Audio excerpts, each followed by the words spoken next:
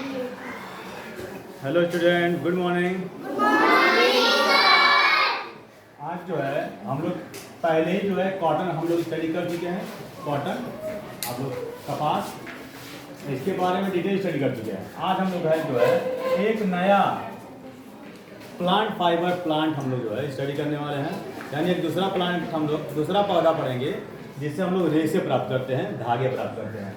और इसका जो है वो इसका उसमें आप लोगों ने इसका वैज्ञानिक नाम आप लोगों ने पढ़ा था। उसी तरह से जूट का भी आप लोग जो है वैज्ञानिक नाम पढ़ेंगे और जिसको क्या कहते हैं, बॉटनिकल नेम। और अगर कोई एनिमल है तब क्या कहेंगे, जूलॉजिकल नेम। अगर कोई जानवर है उसका नाम अगर लिखना हो वैज्ञानिक तो क्या बोलते हैं, जूलॉजिकल नेम। Zoological name. अब पौधा है, पेड़ है तो बॉटनिकल नेम।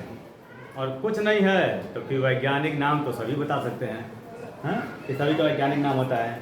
तो इसका भी है कार्पोरस कैप्सुलरिस। बॉटनिकल नेम जो है इसका कार्पोरस कैप्सुलरिस।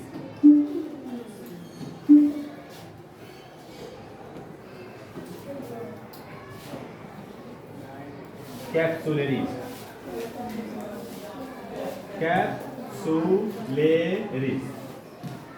तो ये इसका बॉटनिकल नाम है बच्चों। और आप देख रहे हैं कि इसका भी दो नाम है, देख रहे हैं ना, इसका भी दो नाम है, कार्पोरस कैप्सुलरिस। कैप्सूल जानते हो, कैप्सूल खाया जाता है, हाँ, तो वही कैप्सूल है, बस यहाँ लेरिस लगा दिया गया है। एरिस, एरिस, कैप्सुलरिस। और ये तो कार्पोरस, तो ये क्या नाम, कैसा नाम है, वैज्ञानिक नाम है जूट का। और जूट को क्या कहते हैं, पर्सन कहते हैं गांव में हमारे। और इसमें भी हम लोग थोड़ा रैंकिंग की बात कर लें। रैंकिंग, स्थान, जिसे हम स्थान कहते हैं, रैंकिंग कहते हैं। तो रैंकिंग, अब देखिए जूट के उत्पादन में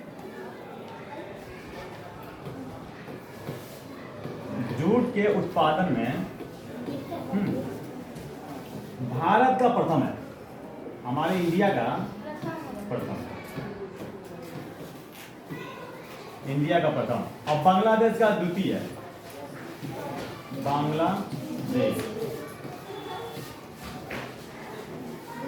बांग्लादेश का द्वितीय यानी सेकेंड। और चीन का नंबर 3 पे आ जाता है, यानी चाइना थर्ड है, तृतीय स्थान पे है। और ये किसके आधार पर हमने लिखा है, उत्पादन, है ना, स्थान, प्रथम स्थान। ये उत्पादन के, जूट के उत्पादन के रेफरेंस में हमने दिया इसको है। तो अब अगर पूछा जाए what country is the most jute producing country, most jute producing country in the world, यानी विश्व में जूट उत्पादन करने वाला प्रथम देश कौन है, द्वितीय देश कौन है, इस तरह से जूट उत्पादन करने वाला विश्व में जूट उत्पादन करने वाला प्रथम स्थान पे कौन सा देश है, तो इंडिया बोलेंगे। और कॉटन चाइना था, इंडिया कौन सा रैंक था, दूसरा रैंक था। Very good. चलिए, तो ये हो गया आपका। तो हम लोगों ने रैंकिंग जान लिया, बस स्थान जान लिया, प्रोडक्शन, उत्पादन के हिसाब से।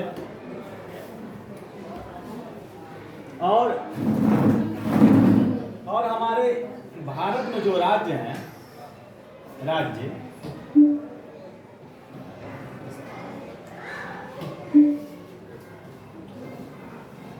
राज्य इसमें वेस्ट बंगाल है, पश्चिम बंगाल में लिखा हूं प्रथम, पश्चिम बंगाल लिखा हूं मैं प्रथम, आसाम एंड बिहार, आसाम नंबर 2 और बिहार नंबर 3, यानी थर्ड, तीसरे स्थान पे। तो ये हम लोग जो है राज्य का भी हम लोगों ने देख लिया कि कौन सा राज्य सबसे ज्यादा पैदा करता है जूट। तो पश्चिम बंगाल, वेस्ट बंगाल मीन्स पश्चिम बंगाल, अब पश्चिम बंगाल की राजधानी कोलकाता। सब लोग बोलिए। कोलकाता। और आसाम की राजधानी दिसपुर। दिसपुर। और बिहार का पटना। बिहार की कैपिटल पटना। पटना। चलिए जल्दी से कॉपी कर लीजिए जो लोग कॉपी करने वाले हैं।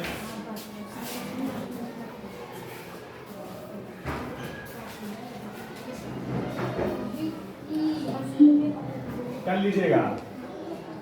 मिट्टी, चलिए मिट्टी बताइए। मिट्टी का दूसरा नाम क्या आता है जी? मृदा। मृदा जी। और इंग्लिश में क्या कहते हैं? हाँ, वेरी गुड। तो सॉइल। तो मृदा जो है इसका वो जलोढ़ मिट्टी है।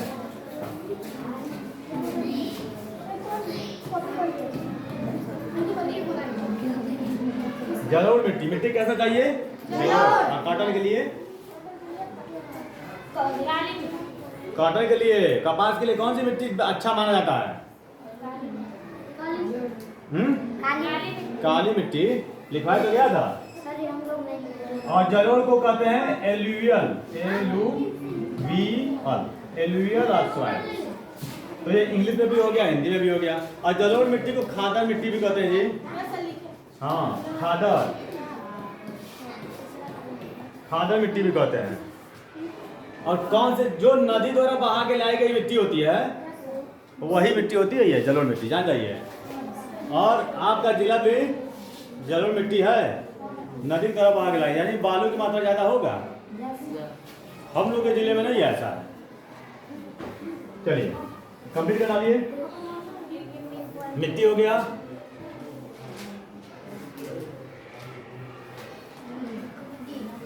और प्लांट की जो लंबाई है पौधे की, लंबाई पौधे की वो 8 से 10 फीट लंबा होता है। चलिए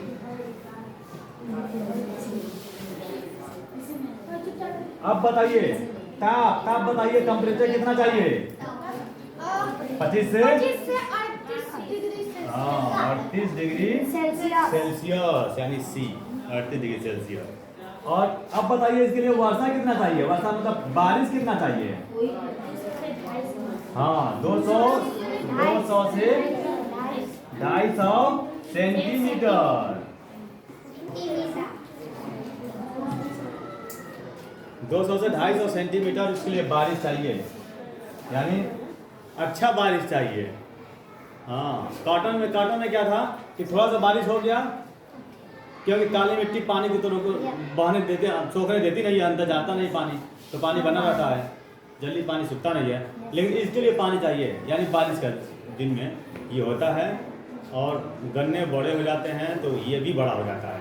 गन्ना छोटा है तो उसी के साथ बो देते हैं लोग, किनारे किनारे, गन्ने के किनारे किनारे बोएंगे खेत के, और गन्ना जब बड़ा होगा तो ये भी बड़ा हो जाएगा। और हाँ,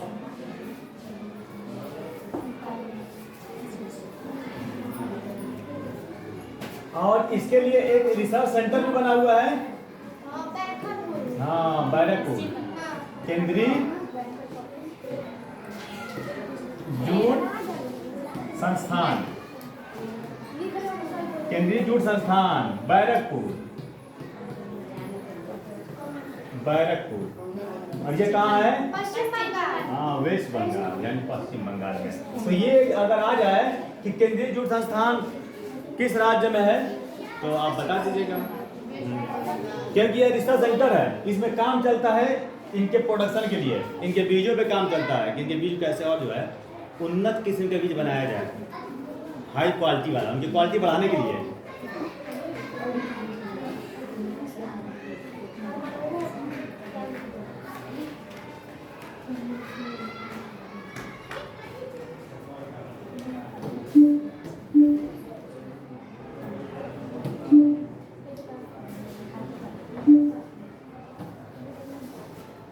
अब इनका जो ट्री है, ट्री का पौधा इस तरह से ये बढ़ता चला जाता है और बड़ा होगा तो ऊपर जाके, और इनका जो फ्लावर होगा, फ्लावर वो गुड़हल की तरह से होता है बच्चों। और देखा हो, देखे हो हिबिस्कस, हिबिस्कस का फूल देखे हो, फ्लावर सब लोग देखे हो, स्कूल में भी तो है।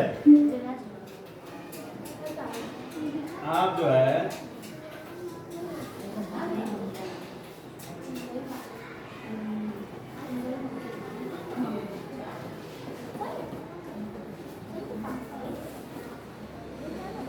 ये गुड़हल का अड़हुल, गुड़हल जानते हैं आप लोग, हिबिस्कस बोलते हैं। किसी के फ्लावर का से इसका होता है, यानी किसी के परिवार का है ये, जान जाइए, ये इसी के परिवार का है। हाँ, ये लंबा होगा। अब फिर लोग क्या करेंगे कि इसकी यहाँ से काटेंगे, काट दिए, अब ये गन्ने की तरह से लंबा लंबा हो गया। लेकिन गन्ने में क्या अंतर है? गन्ने में तो गांठ होता है जगह जगह, इधर इसमें अगर सीधा होगा। अब इसको क्या करेंगे कि बनाएंगे गन्ने की तरह से बंडल, और उस बंडल को वाटर में डुबा देंगे, पानी में डुबा देंगे। अब लगभग 7 दिन मान लीजिए, ज़्यादा भी हो सकता है, 10 दिन 15 दिन हो सकता है।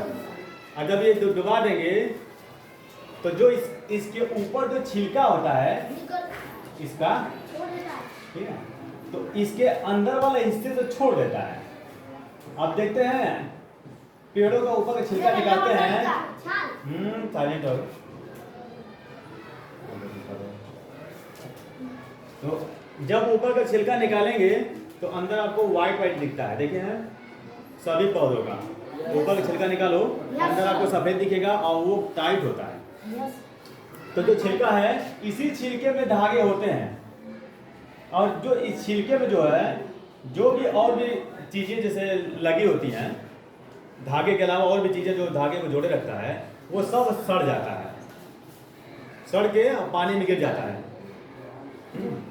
ठीक है, उसको बोलते हैं डिसइंटीग्रेट, सड़ने को। डिजाल्व होना, गल जाता है। लेकिन धागा नहीं गलता है, वो धागा इसके ऊपर ही भी लगा रहता है, और चीजें तो सड़ के गिर जाएगा।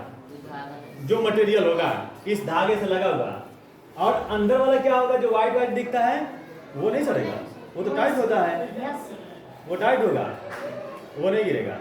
अब जब 10-15 दिन या 1 हफ्ते बाद जब निकालोगे ये बाहर, तो बस यहाँ से खींचोगे तो सीधे लंबा लंबा धागा निकल आएगा, यानी 5-6 फुट का धागे निकल आएंगे। और धागे बिल्कुल व्हाइट होते हैं, एकदम हल्के होते हैं। ये तो लगता है ना, जैसे गन्ना को तुम छीलते हो तो लंबा लंबा निकलता है ना, वो क्या बोलते हैं उसको, तुम लोग क्या कहते हो? हम लोग पता क्या गुल्ला बोलते थे, गुल्ला। हम लोग क्या का गुल्ला, यानी छील के जो चूस के फेंकते हैं, चूस के क्या बोलते हैं, गुल्ला हम लोग बोलते। तुम लोग क्या बोलते हैं? वही बोलते होंगे, कहीं कहीं है वही। चलिए, तो मान लीजिए इसका छिलका जब निकालेंगे तो एकदम फ्रेश धागा, अब लंबा धागा तो निकल गया। अब उसको पूरने वाला काम होगा, पुराई। हाँ, ऐसे याद रख लीजिए बच्चों, इसको इस प्रोसेस में जो ये सड़ता है, इसका छिलका सड़ जाता है, अब बच जाता है धागा, और अंदर वाला सफेद वाला कड़ा वाला हिस्सा बच जाता है, तो वो तो डंडा निकल आता है। धागा निकालोगे तो ऊपर सफेद डंडा बन जाता है वो, लेकिन वो डंडा बहुत कमजोर होता है, तोड़ेंगे ऊपर टूट जाता है, तो मजबूत नहीं होता है। लेकिन अब इसके ऊपर से जब निकालते हो धागे को, ये धागा निकल गया, तो इस धागे को निकालने की प्रक्रिया को बोलते हैं रेटिंग। आ गया ना, रेटिंग। हाँ, रेटिंग याद कर लीजिए, ठीक है। अपगलन विधि। चलिए, अब एक लिख लीजिए प्रश्न सब लोग, what is rating? What is rating? What is rating? अपगलन विधि। अपगलन विधि क्या है बच्चों? विधि यानी तरीका, हिंदी इसकी है। अपगलन विधि क्या है? अच्छा, गेनिंग वाले में क्या हमने पढ़ा कि बीज से फाइबर निकालने को कहते हैं गिनिंग, पढ़े ना रुई कॉटन वाले में, कपास वाले में। उसी तरह से इसमें इस तने से फाइबर निकालने को अपगलन कहते हैं, अपगलन विधि कहते हैं। ये अवकलन विधि द्वारा निकालते हैं। रेटिंग बोलते हैं, RETTING, रेटिंग। तो इसको आप याद रखिए।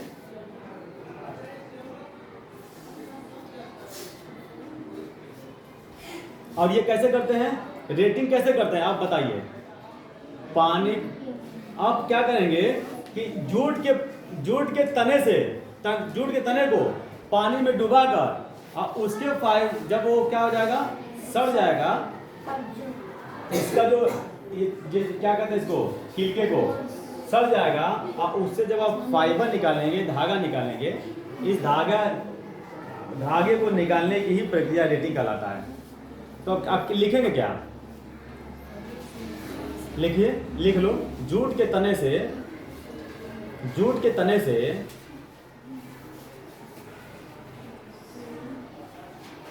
तने को लिख दीजिए, लिखिए। जूट के तने को पानी में डुबाकर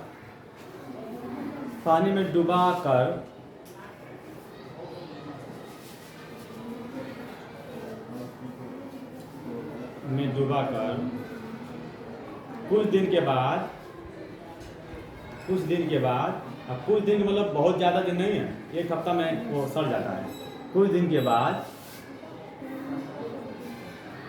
रेशे निकालने की प्रक्रिया को,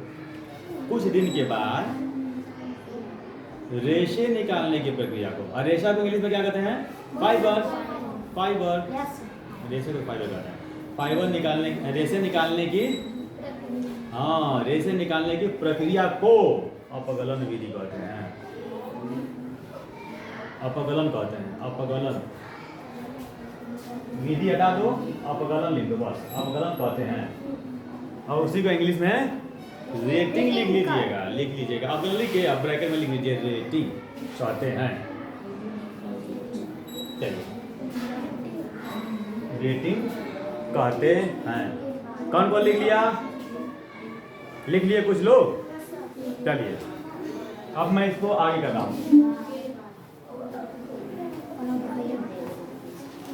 अब बताइए इसका यूज बताएंगे। कौन बताएगा इससे क्या क्या बनता है? अश्वनी बताइए, क्या क्या बनता है? कपड़ा, जूता, मोजा। चलो इधर, अरे झूठ समझ रहे हो ना, गोरा। चलो यहाँ बताओ, अपना इंट्रोडक्शन दो पहले। माय नेम इज अश्विनी राज। क्या क्या बनता है बताओ जूट से? अभी जूट, हाँ बोलो सामने देख के बोलो। बोरा, कपड़ा, जूता, पर्दा, मैट। अरे पहले समझ के बोलो, जूट से बनाना है, जूट से बनाना है, सुतरी से बनाना है, सुतरी जाने ना। अच्छा, सुतरी कौन कौन जानता है इसमें? तो सुतरी से कपड़ा बना होता है, पर्दा बना होता है, देख लो। काटन से बताओगे? काटन नहीं पूछा जा रहा है।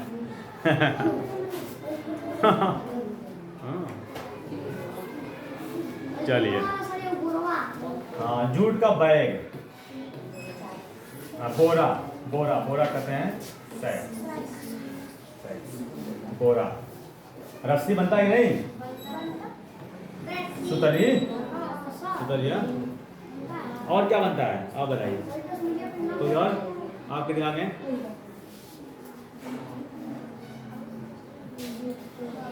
चटाई भी बन जाती है, कारपेट लिख लीजिए, कारपेट। बस रहने दीजिए, बहुत ज़्यादा जितना नहीं, लेकिन इतना ही चीज़ काफ़ी है। और सबसे ज़्यादा इस्तेमाल जो है आपका बोरी बनाने में होता है। बोरी, बैग बनाने में भी होता है। जूट के बैग मिलते हैं, जो हम लोग प्लास्टिक का झोला लेके जाते हैं मार्केट में ना, सब्जी लाने, उसी तरह का जूट के भी मिलते हैं बैग। लेकिन वो जूट का बैग बहुत महंगा पड़ता है, 100 रुपये से कम नहीं पड़ेगा। और ये 10 रुपये मिलेगा प्लास्टिक वाले। तो 10 वाला ज़्यादा चलेगा भी, और जूट वाला पानी से बचाओ, पानी में लगेगा तो सड़ जाएगा। तो ये हो गया। चलिए, अब इतना तो हो गया।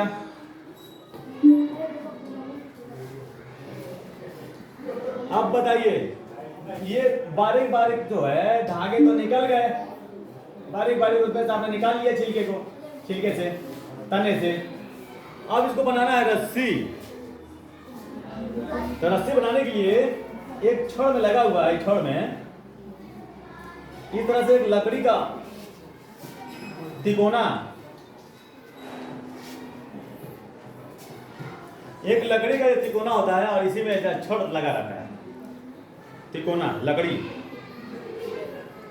इस लकड़ी को लटका इसी में बांध देते हैं रस्सी, ऊपरा से पकड़ टांगे रहते हैं, जैसे घंटिया टांगे रहते हो बजाने वाला। घंटिया को अगर घुमाओ, धागा पकड़ के तो घूमेगा नहीं, उसी तरह से ये घूमता है। और ये इस रस्सी को क्या करेंगे कि इसी में बांधेंगे थोड़ा सा और इसी को घुमाएंगे तो अपने आप धागा पुराता है। सुन लो, पुरा जाता है। अब पुरा के क्या बनता है? धागा, सुतरी बन गया, सुतरी। ये जो है इसी में से ले लिया थोड़ा सा, लेकिन यहाँ पे एक थोड़ा सा बांधा पहले, ऐसे जब इसको घुमाते हैं गोल गोल तो वो पुराता है। पूरा के जैसे बहता हमारा पूरा गया तो अब एक आदमी क्या करेगा, उसको लपेटेगा किसी चीज में, लपेटा जाएगा। लपेटा जब इतना हो जाएगा तो एक चारपाई का तैयार हो जाएगा, एक चारपाई बन जाएगी उससे। चारपाई जाने सब लोग सोते हैं काट पे। तो इस तरह से इसको क्या बोलते हैं? तकली। तकली, इसको तकली कहते हैं। और एक तो गांधी जी का चरखा सभी जानते हैं, हाँ हाँ, गांधी जी का चरखा बढ़ के चलाना है। हाँ, तो चरखा, एक तकली हो गया और एक चरखा। इससे क्या बनता है बताइए? इसके थ्रू क्या बनता है? धागा। तकली और चरखे से क्या बनता है? धागे बन जाएगा। धागा यानी धागे को बोलते हैं थ्रेड। अच्छा, रस्सी बन गया, धागा, और क्या बनता है? रस्सी। हाँ देखो, धागे को तो थ्रेड कहते हैं और रोप मीन्स रस्सी। दो चीज बनती है। और किसे किसे बनता है? चरखा से भी और तकली से भी। तकली और चरखा, ये दो ऐसे हैं जो बनता है। लेकिन अब जो है चरखा दिखता है कहीं कहीं, जहाँ होता है इंडस्ट्रियल एरिया में, वहाँ दिखता है। लेकिन अब ये काम नहीं हो रहा है इससे, अब सब मशीनरी हो गई है, मशीनों से होता है, याद रहे। अब मशीनें हैं, मशीन ऑन कर दिया, एक तरफ लगा दिया, थोड़ा सा धागा बना जा रहा है, सेकंडों में बहुत ढेर बना दे रहा है, मिनट में बना दे रहा है गोला। जो 5 घंटा लगता था, तकली घुमाता था एक आदमी, लपेटता था, अब वो मिनट में बना दे रहा, 5 मिनट में। अब सब व्यावसायिक हो गया है, इंडस्ट्रियल हो गया है, कमर्शियल हो गया है। तो ये चीज़ आप याद रखिए।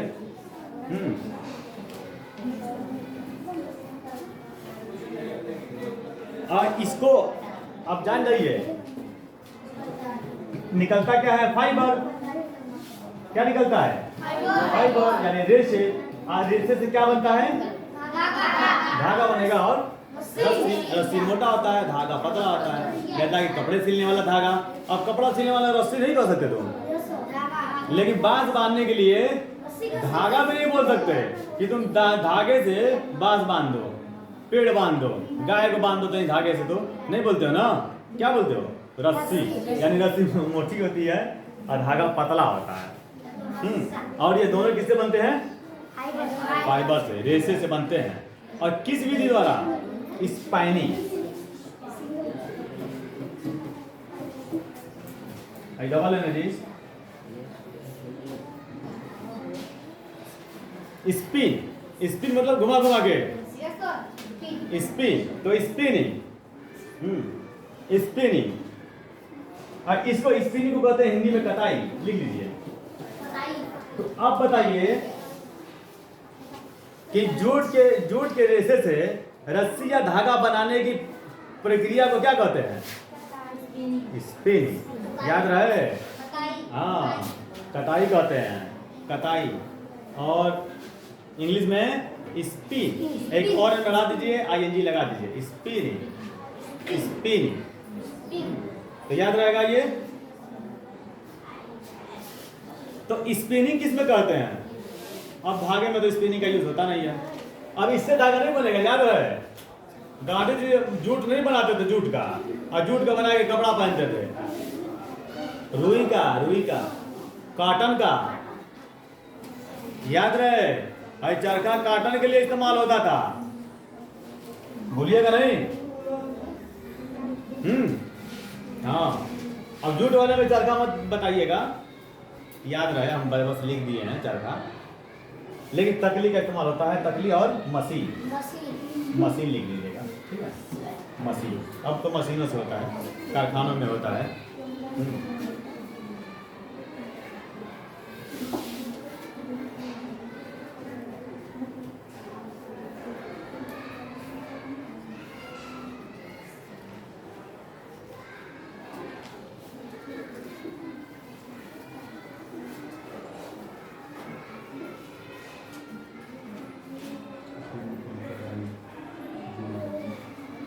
आप लोग गेनिंग लिख चुके हैं ना, गेनिंग मीन्स क्या होता है बच्चों? गेनिंग मीन्स बुनाई, हिंदी लिख लीजिए तो हिंदी बुनाई। और एक और वर्ड आया है आपका नीटिंग, नीटिंग आई देख लो, नीटिंग, इसकी हिंदी लिख लो बिनाई, हम अभी बता दे रहे हैं। नीटिंग बिनाई, और गिनिंग का बुनाई। बिनाई और बुनाई दो अंतर, थोड़ा सा अंतर है, दोनों भाई हैं, गड़बड़ाए ना स्पेलिंग। और यहाँ पे एक और है वीविंग,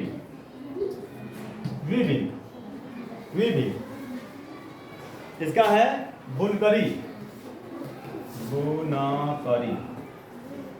हाँ बुनकरी। 3 वर्ड आया है, और एक और आया था आपका गिनिंग यानी बुनाई। तो गिनिंग आप पहले ही पढ़ चुके हैं,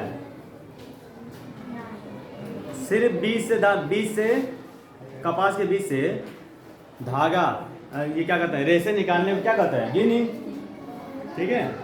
अब हर तीनों का मीनिंग समझ लीजिए।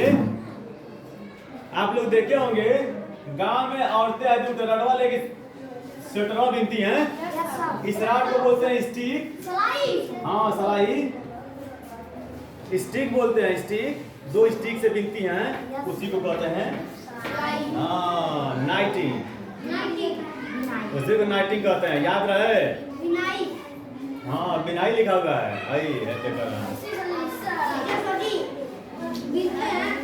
हाँ बोलिएगा नहीं। चलिए अब बताइए और कौन सा बचा, अब कौन सा बचा, विवेक, और एक और था ना जी, एक और कौन सा था, नाइटिंग हो गया। चलिए विभिन्न क्या चाहिए, वो तो हाथ से था, हाथ से स्वेटर तैयार करना, टोपी तैयार करना स्टिक के थ्रू, लेकिन ये जो है पावरलूम, हैंडलूम, पावरलूम बच्चों, यानी मशीन से कपड़े तैयार करना, कॉटन से ही, जूट से नहीं, जूट से कपड़ा नहीं बनता है। अब मत बता देना कपड़ा, जूट का कपड़ा पहनोगे, बोरा कपड़ा पहनोगे तो अब मत बोल देना, अब पर्दा बोरा का लगा रहे हो, एसी रहेगा तब तो कमरा रहेगा। हाँ सोच के, जूट नहीं समझ रहा, जूट देखिए कि नहीं ये बता रहे, हाँ देखिए हो, सुतरी देखिए हो, बांधते हैं लोग, वही तो जूट है। हाँ बहुत जगह मिलेगा, घर पे, अरे सबके घर में बोरा मिल जाएगा जी।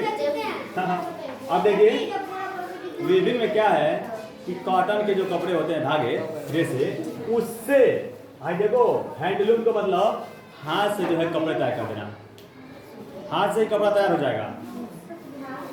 हाँ लेकिन क्या होगा, हैंडलूम बोलते हैं हाथ से चलाने वाली मशीन, वो मशीन हाथ से ही चलाएगा, आदमी बढ़ जाएगा और इसे लटका रहेगा, मारेगा ठक ऐसे खींचेगा बस धागवा, और उसी में ऐसे चलेगा, धागा अपने आप धागा इधर उधर जाता है, और उसी में एक तरफ से कपड़ा बनता जाता है, और फिर लास्ट में कपड़े को काट लेते हैं, और कपड़ा जितना बड़ा भी, साड़ी और बहुत सारी चीज़ें बनाते, साड़ी उसी तरह बनती है, याद है हैंडलूम।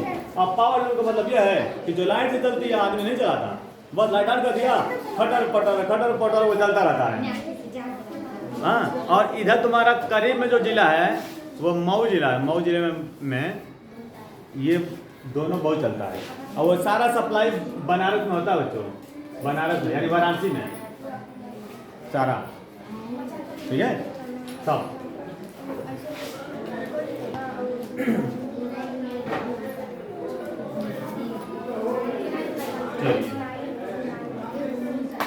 तो बस हम लोग यही डालने देते हैं, जूट का बस काफ़ी है। बस जूट का याद रखिए, वो जो सड़ा के निकालने की जो प्रक्रिया है उसका धागा रे से, उस प्रक्रिया, हाँ रेटिंग बस जानिए, ये बस रेटिंग जानना है। और हाई 2-3 वर्ड जो मैं लिखा हूँ, नाइटिंग, वीविंग और क्या है स्पिनिंग। स्पिनिंग तो धागा बनाने की प्रक्रिया है, जबकि ये जो है कपड़े बनाने की प्रक्रिया, धागे से कपड़े बनाने की प्रक्रिया। और कौन सी मशीनें काम करती हैं? हैंडलूम, यानी वो मशीन हाथ से चलाना पड़ेगा, यानी 4 घंटा आदमी बैठ के ठक ठक करता रहेगा, तो 2-4 मीटर की साड़ी तैयार हो जाएगी। अब उसमें कई लोगों की साड़ी काट के बना देंगे, वो ऑटोमेटिक उसमें मशीनें लगी होती हैं और वो डिज़ाइन ऑटोमेटिक सेट होता है, वो डिज़ाइन भी ऑटोमेटिक बनेगा, सेट होता है पहले से ही। और ये तो मशीन है, बस लाइट ऑन कर दिया, सारा धागा लगा हुआ है, धागा निकल के जा रहा है और कपड़े एक तरफ से बनता जा रहा है, लपेटा रहा है सब कपड़ा। तो ये हैंडल, ये पावरलूम है। पावरलूम बनारस में अब बनारसी साड़ी सुने हो गए, सुने हो, बहुत सस्ता होता है ना, तो बहुत महंगा होता है बनारसी साड़ी, बहुत महंगा होता है। कहाँ बनारसी साड़ी मिलता है लोग बहुत महंगी होती है। चलिए हाँ, तो बस हम लोग इधर डाल देते हैं, ठीक है। और बस इतना याद कर लीजिए, पर्सन के बारे में थोड़ा सा याद करना, ज़्यादा नहीं। बस जूट जानिए कि जूट एक फाइबर प्लांट है, एनिमल प्लांट से प्राप्त होता है जूट, ज़्यादा नहीं इसके बारे में जो है कॉटन का थोड़ा। इनसे क्या क्या बनता है जूट से, उतना तो 2-4 चीज़ें तो याद रखना पड़ेगा ना आपको। और रेटिंग जानिए, रेटिंग क्या जो है उसके धागे निकालने की प्रक्रिया है। और किससे रस्सी तैयार किया जाता है? तकली। और तकली अब कहाँ तकली, अब तो मशीनें, तकली तो घर पे होती थी, अब बूढ़े पुराने बात नहीं। तकली जो है वो बूढ़े पुराने लोग करते थे, नए लोग नहीं। बूढ़े सब ये काम करते थे कि निकाल के खूब इतना रस्सी रख लिए लंबी लंबी उसके तने से, और 2-2 रस्सी लगाते गए, उसमें लगा दिए और घुमाते थे, तो वो घूमता तो रस्सियाँ पूरा आ जाता था, और फिर एक तरफ से उसको लपेटते थे। तो जब इतना बड़ा गोला हो जाता था लपेटा के, तो एक चारपाई से भी चारपाई भी बीन देते थे, तो घर में सब कुछ हो जाता था, एक को पैसा लगना नहीं है, न खरीदना है, और वो चलता भी था। 5-7-10 साल आराम से चारपाई चलती थी, ये नहीं जल्दी करता। अब तो सब सिंथेटिक आ गया, प्लास्टिक आ गया, क्या कर रहे हो? तो अब इसके बाद जो है हम लोग पढ़ेंगे कल एनिमल फाइबर।